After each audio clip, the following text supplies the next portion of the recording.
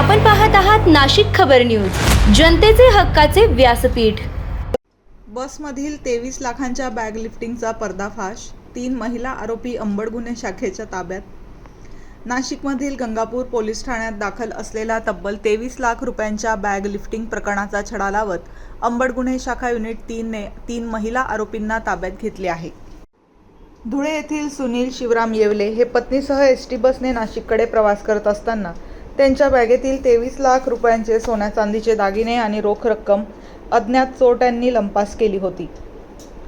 या प्रकरणी गंगापूर पोलीस ठाण्यात गुन्हा दाखल करण्यात आला होता।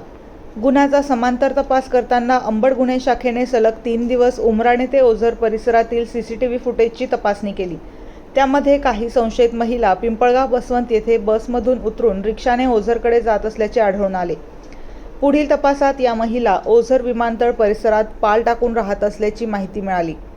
त्यानुसार पोलिसांनी सापळा रचून 3 महिलांना ताब्यात घेतले।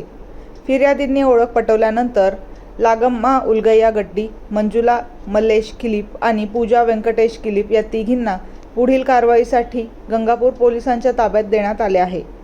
ही कारवाई पोलीस आयुक्त संदीप कणिक, पोलीस उपायुक्त किरणकुमार चव्हाण आणि सहाय्यक पोलीस आयुक्त संदीप मिटके यांच्या मार्गदर्शनाखाली अंबड गुन्हे शाखा युनिट 3 आणि अंबड पोलीस ठाण्याच्या गुन्हे शोध पथकाने संयुक्तरित्या केली।